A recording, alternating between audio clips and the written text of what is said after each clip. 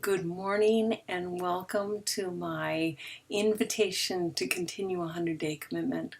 And so one of my friends called me up and she goes, I was waiting for what the 100-day commitment is. Tell me. And I'm going to say that my 100-day commitment is to continue to work on these videos and to not let my fear and anxiety and doubts interfere with any of the work I'm doing to continue this.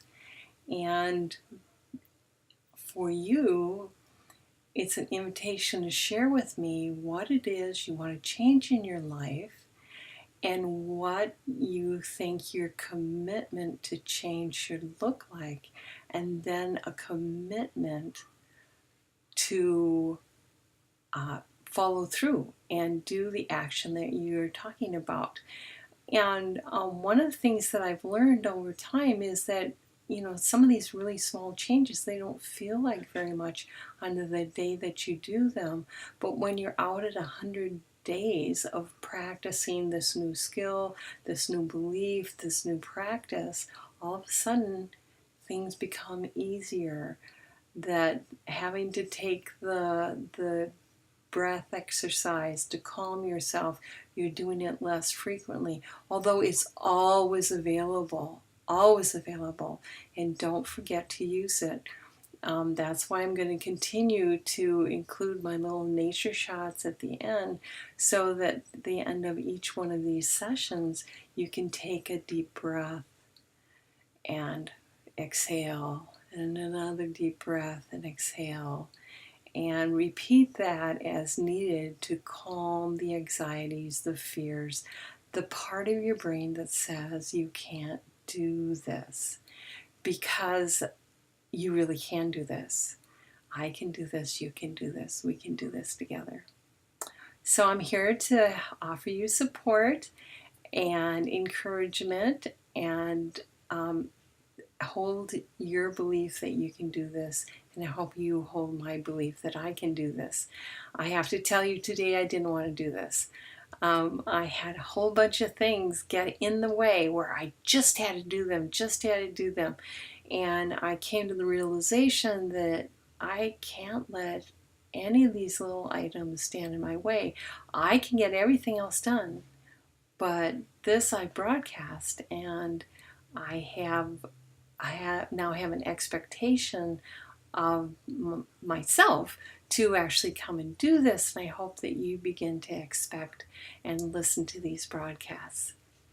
So, that one of the things that I was going to talk about was climate change and my concern about climate change, and that this global warming, especially since our country has decided not to be part of the Paris Accord, then we have to look at what each one of us can do individually.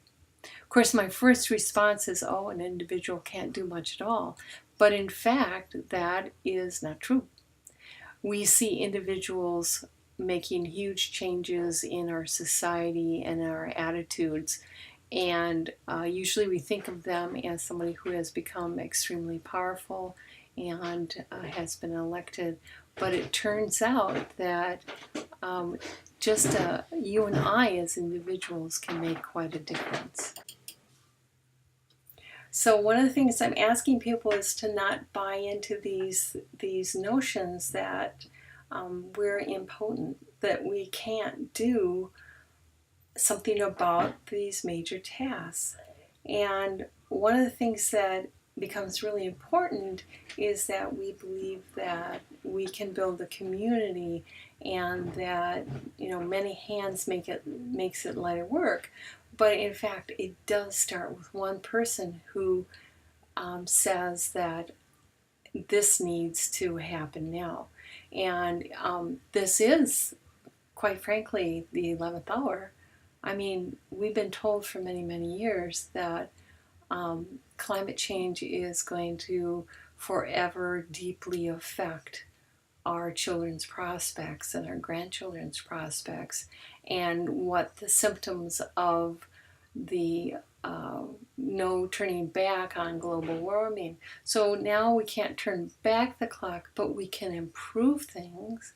and we can mitigate some of the worst effects. I mean, we've demonstrated that already with some of the uh, projects to save endangered species, that actually we can turn this around. But if we wipe out their habitats, then it doesn't matter how good our programs to encourage the existence of these creatures are. If we make the planet uninhabitable, then we're all lost. So I am going to do two things for 100-day commitment. And I've been searching for what's my passion. So I'm going to explore whether or not I'm passionate enough about finding like-minded people who are doing substantial projects to change global warming. I believe that they're out there and that enough of them are local that I can join with them and that our efforts can really do something positive for the planet.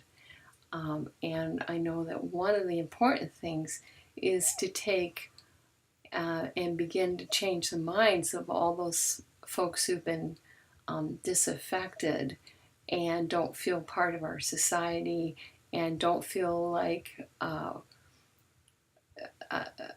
that they're understood, that it's a them and us situation or us and them situation, and that we're not one great big family, because in fact we are one great big family, and it affects everybody.